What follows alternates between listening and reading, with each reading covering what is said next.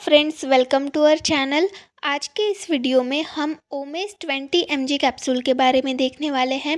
ओमेस 20 mg capsule का content क्या होता है, इसके यूजेस क्या होते हैं, मैकेनिज्म ऑफ एक्शन क्या है, इसके साइड इफ़ेक्ट्स, इंटरैक्शन, इसके रिलेटेड कुछ एडवाइस और इसकी स्टोरेज कंडीशन हम देखने वाले हैं।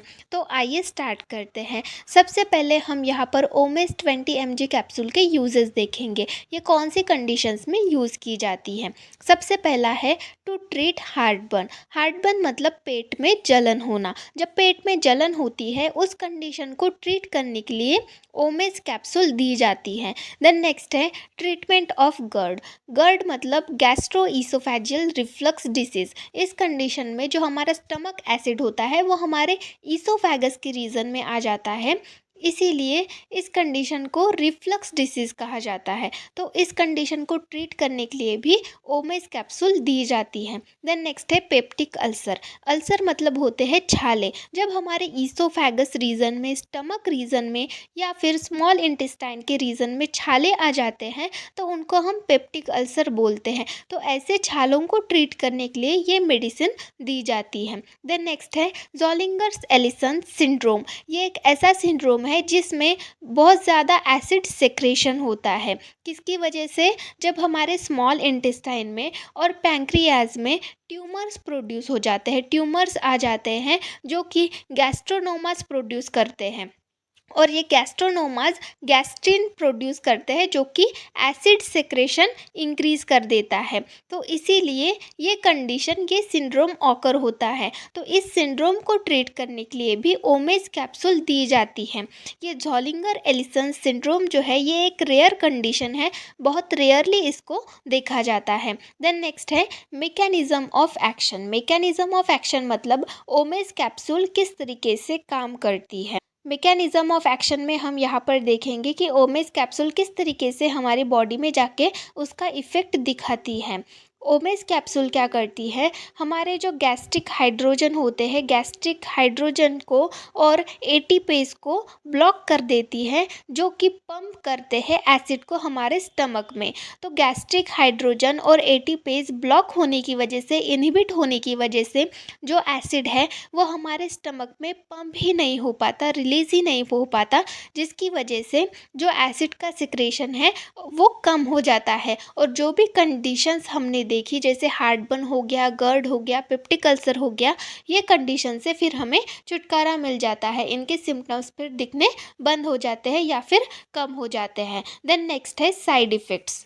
ओमेस 20 mg कैप्सूल के साइड इफ़ेक्ट्स क्या है वो हम यहाँ पर देखेंगे। सबसे पहला साइड इफ़ेक्ट्स है डायरिया। डायरिया इस कंडीशन में हो सकता है, ये मेडिसिन लेने के बाद हमें डायरिया ये कंडीशन देखनी पड़ सकती है। देन नेक्स्ट है फ्लैटुलेंस। फ्लैटुलेंस भी हो सकते हैं। हेडेक ये एक कंडीशन देखने को मिल सकती है। नौजिया, नवजिया भी हो सकता है ये मेडिसिन लेने के बाद। वोमिटिंग हो सकती है या फिर एब्डोमिनल पेन हो सकता है। तो ये सारे हो गए इस कैप्सूल के साइड इफ़ेक्ट्स। देन नेक्स्ट है इंटरैक्शंस। इंटरैक्शंस मतलब ये जो मेडिसिन है ये किस तरीके से दूसरे मेडिसिन के साथ मिलकर रिएक्शन कॉज करती है, उनको हम बोलते हैं इंटरैक्शंस। तो यहाँ पर हमें कुछ मेडिसिन दिए गए हैं, उनके साथ ये मेडिसिन इंटरैक्शन कॉज कर सकती है। तो सबसे पहला है एटजनावीर। ये एक मेडिसिन है जिसके साथ ओमेप्राजोल, ओमेज मतलब ये एक कंटेंट है, ओमेप्राजोल ये ओमेज का कंटेंट है, ये इसके साथ इंटरैक्शन कॉज कर सकती है। देन नेक्स्ट है सिलोस्टाजोल। सिलोस्टाजोल ये भी एक मेडिसिन है जो कि इंटरैक्शन कॉज करती है ओमेज कैप्सूल के साथ। देन नेक्स्ट है इंडेनावीर। ये भी मेडिसिन ओमेज कैप्सूल के साथ इंटरैक्शंस कॉज करती है। देन नेक्स्ट है नेल्फिनावीर। ये भी मेडिसिन इसके साथ इंटरैक्शंस कॉज कर सकती है। देन नेक्स्ट है इस मेडिसिन के रिलेटेड कुछ एडवाइस। तो सबसे पहला है अनसेफ विथ अल्कोहल। अगर आप ये मेडिसिन लेने के बाद अल्कोहल ले रहे हो तो ये आपके लिए बहुत ही ज़्यादा अनसेफ है।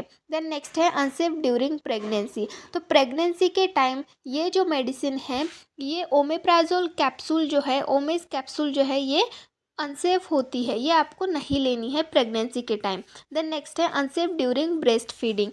ब्रेस्ट फीडिंग के टाइम भी ये मेडिसिन अनसेफ मानी जाती है। देन नेक्स्ट है safe to use in patient with kidney disease.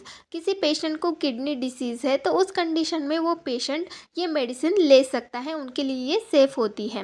Then next है unsafe to use in patient with liver disease. अगर किसी पेशेंट को लीवर डिसीज़ है तो उस कंडीशन में ये मेडिसिन उनके लिए अनसेफ है। तो इस तरीके से इस मेडिसिन के रिगार्डिंग ये कुछ एडवाइस हो गए। देन नेक्स्ट हम देखेंगे स्टोरेज कंडीशन। इसकी स्टोरेज कंडीशन है बिलो 30 डिग्री सेल्सियस। तो 30 डिग्री सेल्सियस के कम टेम्परेचर में इसको स्टोर करके रखना पड़ता है। तो इस तरीके से ये मेडिसिन हो गई homage capsule. Homage 20 mg capsule में कंटेंट क्या होता है? ओमेप्राजोल। ओमेप्राजोल ये इसका कंटेंट है। ओमेप्राजोल आपने ये ड्रग के बारे में पढ़ा होगा। ओमेप्राजोल ये इसका कंटेंट हो गया और ये प्रोटॉन पंप इनहिबिटर इस कैटेगरी से बिलोंग करता है। तो इस तरीके से ये पूरी इन्फॉर्मेशन हो गई ओमेस 20 mg कैप्सूल की। अगर आपको हमारी ये वीडियो इन्फॉर्मेटिव लगी हो तो वीडियो को लाइक करिए, ज़्यादा से ज़्यादा शेयर करिए और नए हैं तो सब्सक्राइब करिए। Thank you.